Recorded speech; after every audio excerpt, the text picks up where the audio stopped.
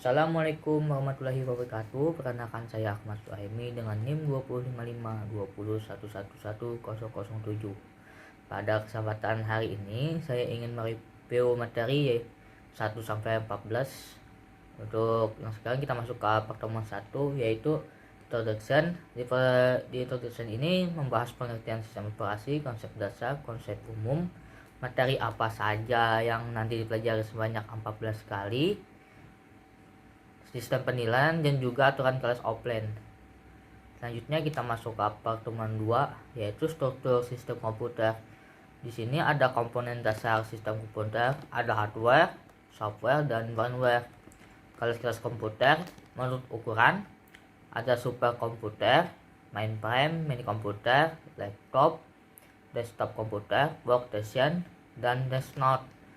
Menurut karakteristik single prosesor, multiprosesor, personal komputer, distributed system, closed system, dan real time. Mainframe system adalah teknologi yang mengacu pada komputer kelas tertinggi yang terdiri dari komputer yang dapat melakukan banyak tugas komputasi kompleks dalam waktu yang singkat. Ya, segitu untuk pertemuan 2. Kita lanjut ke pertemuan 3, sistem call dan virtual machine. Ini ada service SO atau sistem operasi, ada user interface, program execution, IO operation, file system manipulation, communication, error detection, resource allocation, accounting, dan protection and security. Kita lanjut ke command line interpreter. Sistem operasi menunggu instruksi dari pengguna commander pen. Program membaca CLI disebut juga command line interpreter. Graphic User Interface GUI. Ada 2, User Friendly Desktop Interface dan sistem operasi sekarang banyak CLI atau banyak menggunakan CLI atau GUI. Terlanjut sistem call, menyediakan penghubung antara proses dan sistem menggunakan bahasa tingkat tinggi C atau C++. Diakses melalui aplikasi program interface atau API. Sistem call implementasi, user tidak harus mengetahui apapun tentang sistem call di implementasi, hanya perlu mematuhi API dan mengerti. Untuk struktur sistem operasi ada struktur sederhana, layer level, microkernel dan modular. Lanjut ke virtual machine adalah program perangkat lunak atau sistem operasi virtual yang bisa digunakan dalam seluruh perangkat keras bersama dengan operating system asli perangkat tersebut. Keuntungan dari virtual machine, keamanan, mudah instalasinya untuk melakukan percobaan, clean computing murah dan menghemat sumber daya IT. Kerugian dari virtual machine yaitu memerlukan hardware yang cukup tinggi, tidak semua aplikasi berjalan dengan lancar. Kita masuk ke pertemuan 4 yaitu proses dan penjadwalan.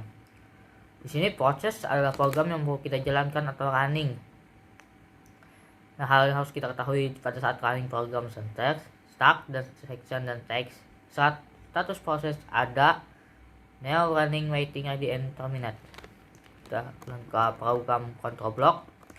Proses dipresentasikan oleh PCB. PCB adalah informasi yang berhubungan dengan proses. Ini ada penjadwal antara proses, ada job query, ready query, device query. Alasan cooperating proses, information sharing, component speed up, modularity, dan convenience. Di pertemuan 5 kita materinya sinkronisasi proses. Di sini ada parallel processing adalah penggunaan lebih dari satu CPU untuk menjalankan sebuah program secara simultan. Idealnya, processing membuat program berjalan lebih cepat karena semakin banyak CPU yang digunakan. Mengapa sinkronisasi diperlukan? Agar terhindar dari ketidakkonsisten data, diperlukan mekanisme untuk memastikan urutan pengakses agar sinkron. Automatic process, pemrosesan secara otomatis ini maksudnya sesuatu yang dilakukan tanpa kita sadari sudah terjadi. Adapun bunda buffer, salah satu masalah klasik sinkronisasi. Rest condition, beberapa proses mengakses dan memanipulasi data secara konkuren. Critical section, segmen kode dari sebuah proses yang mana sumber daya diakses bersamaan. Adapun metode sinkronisasi hardware, prosesor sinkronus atau disable interrupt, dan memori sinkronus atau disebut juga instruksi test and set semaphore.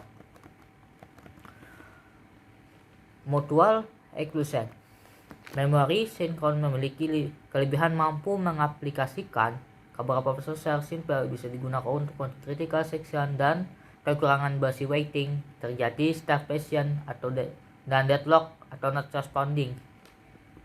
Semaphore digunakan untuk memberi sinyal atau tanda. Kelemahan semaphore antara lain low level, kesulitan pemeliharaan, menghapus fade dapat terjadi non-mutual exclusion, menghapus signal, bisa terjadi deadlock. Untuk tipe storage medianya ada volatile, non-volatile, dan stable. Ya, kita lanjut ke pertemuan 6 yaitu thread. Thread merupakan cara dari komputer untuk menjalankan 2 atau lebih tugas dalam waktu bersamaan. Adapun keuntungan thread, yang pertama, tanggap dalam menjalankan program walaupun program berjalan dalam waktu yang lama. Pembagian sumber daya secara default, ekonomis dalam mengalokasikan memori dan sumber daya sebuah proses. Dan yang terakhir, pemberdayaan arsitektur multiprosesor. Adapun thread libraries memberi program AV untuk membuat dan mengelola thread, user dan kernel thread. User level thread adalah thread yang tampak oleh programmer dan tidak dikelola oleh kernel. User level thread secara tipikal dikelola oleh sebuah library thread di ruang user kernel. Level thread didukung dan dikelola oleh kernel sistem operasi. Secara umum, user level thread lebih cepat dalam pembuatan dan pengelolaan daripada kernel thread. Adapun satu model one memetakan berupa user level thread hanya ke satu buah kernel thread. Model one-to-one memetakan setiap user thread ke dalam sebuah kernel thread. Berakhir, model many mengizinkan pengembang untuk membuat user thread sebanyak mungkin. Konkurensi tidak dapat dicapai karena hanya satu thread yang dapat dijadwalkan oleh kernel dalam satu waktu. Thread cancellation. Ini untuk memberhentikan thread sebelum menyelesaikan tugasnya. Sebagai contoh, jika dalam program Java kita hendak mematikan JVM atau Java Virtual Machine, maka sebelum JVM dimatikan, seluruh thread yang berjalan diberhentikan terlebih dahulu. Kita lanjut ke pertemuan 7 yaitu sistem file. Di sini ada permasalahan penyimpanan terbatas, maka diperlukan penyimpanan data yang besar. Pada saat proses terhenti, data tidak tersimpan, diperlukan media penyimpan yang dapat menjaga data walaupun proses batal. Tidak mampunya mengakses pada saat bersamaan, diperlukan media penyimpan yang dapat mengakses data secara bersama-sama. Untuk penamaan file, nama tidak boleh sama dalam satu directory. Panjang file maksimal 255 karakter. Dipisahkan oleh titik antara nama file dengan ekstensinya. Nama file boleh menggunakan space atau spasi. Extension file adalah pengenal atau penanda sebanyak 3 atau 4 digit huruf yang ditemukan di akhir nama berkas diikuti dengan tanda titik. Ekstensi ini memberitahu Anda tentang karakteristik dan cara menggunakan sebuah berkas. Contoh, dokumen disingkat jadi doc. Kita lanjut ke pengaksesan file. Ada dua, yaitu organizable route atau sequential. Itu suatu cara atau metode penyimpanan dan membaca data yang dilakukan secara berurutan. Dan yang kedua, organizable acak atau random, merupakan suatu cara atau suatu metode penyimpanan dan pembacaan data yang dilakukan secara random. Kita lanjut ke frase file. Ada breach, delete, open, close, read, open, seek, get attribute, set attribute, dan rename. Untuk directory, di sini dibuat agar mudah mencari file, maka dibuatlah directory. Nama path istilahnya digunakan untuk menunjukkan alamat dari sebuah file. Suatu path biasanya terdiri dari drive tempat file berada, directory yang dipakai, subdirectory dari file tersebut, dan nama file yang dicari. Contoh, kita nyimpan di C, lalu window, garis sistem 32, sistem call Excel. Lanjut ke pertemuan 9, yaitu deadlock atau kebuntuan. Permasalahan deadlock terjadi karena sekumpulan proses-proses yang diblok, di mana setiap proses membawa sebuah sumber daya dan menunggu mendapatkan sumber daya yang dibawa oleh proses lain. Untuk menangani deadlock, ada 3 metode. Menggunakan protokol untuk menjamin bahwa sistem tidak pernah memasuki status deadlock, mengizinkan sistem memasuki status deadlock, dan kemudian memperbaikinya. Yang ketiga, mengabaikan permasalahan dan seakan-akan deadlock tidak pernah terjadi pada sistem. Model ini yang banyak digunakan pada menu sistem operasi termasuk Unix. Lanjut ke pertemuan 10, yaitu manajemen memori. Untuk manajemen memori ini ada memori adalah salah satu proses kegiatan pada sebuah komputer. Sistem operasi bertugas untuk mengatur penggunaan memori untuk banyak proses. Memori harus digunakan dengan baik sehingga dapat memuat banyak proses dalam suatu waktu.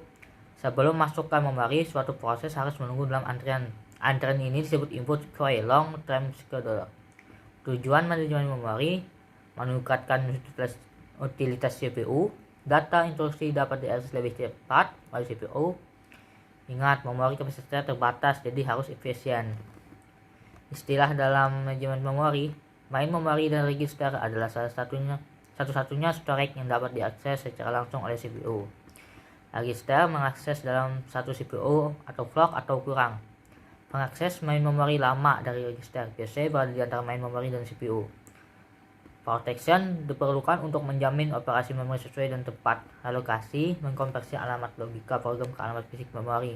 Sharing, bagian memori logika dapat dipakai bersama-sama.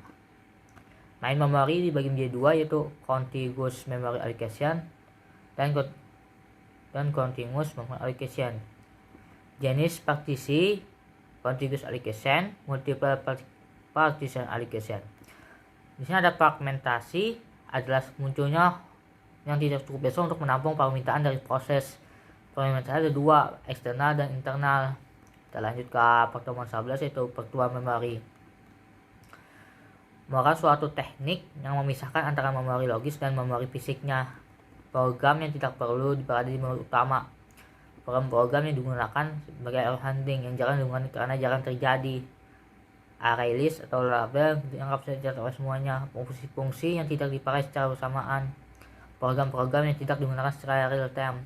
Keuntungan virtual memory, berkurangnya total memori fisik yang dibutuhkan, meningkatnya respon karena tidak deadlock, bertambahnya jumlah user yang dapat dilayani. Memori virtual bisa melebihi daya tampung dan memori utama yang tersedia. Implementasi virtual memory. Virtual memory digunakan pada multiprogramming. Banyak program dapat jalan dalam satu waktu. Memori dapat dilakukan dengan cara diamond pegging dan diamond segmentation tidak terbatas. Kita lanjut ke pertemuan 12, file system security. Konsep file adalah kumpulan informasi yang berhubungan dan tersimpan dalam secondary storage. Adapun struktur file, sistem operasi membutuhkan struktur file tertentu untuk menjalankan atau mengakses suatu file. Jika semua file sistem operasi harus mampu mengenal sedikitnya satu jenis struktur file, jika sistem operasi mengenal semakin banyak struktur file, maka semakin luas aplikasi yang dapat dijalankan, namun ukuran kernel sistem operasi semakin membengkak.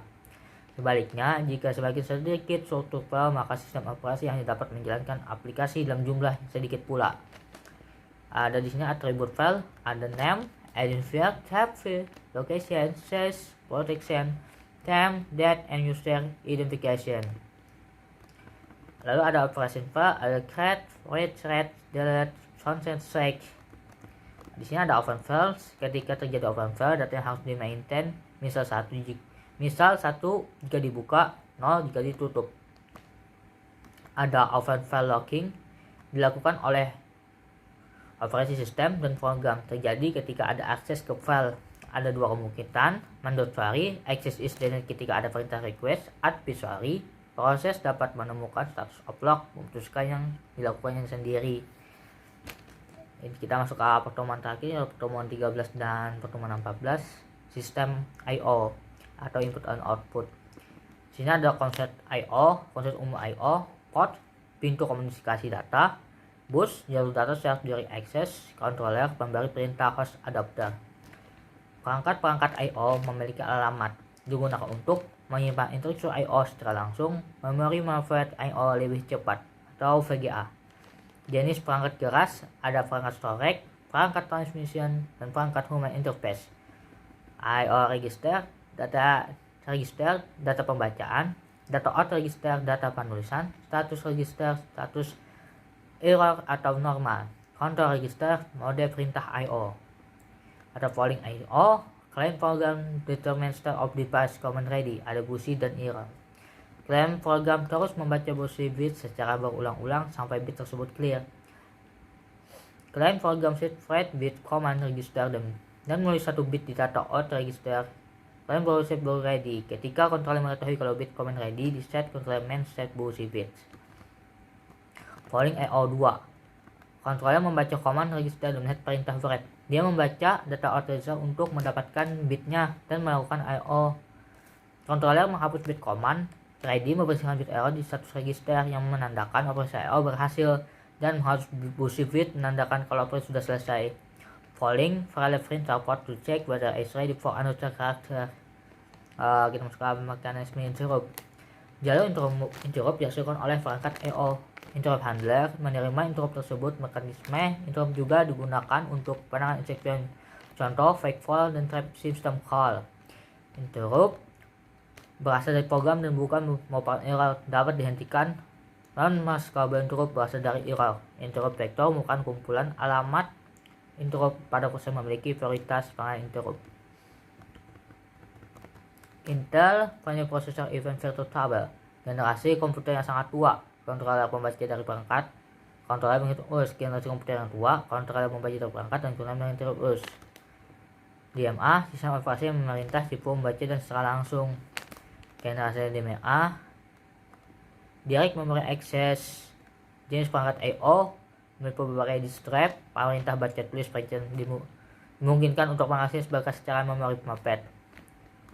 Perangkat karakter, contoh keyboard, mouse, perintah menulis, mengambil dapat dibuat dari pengakses data berbaris.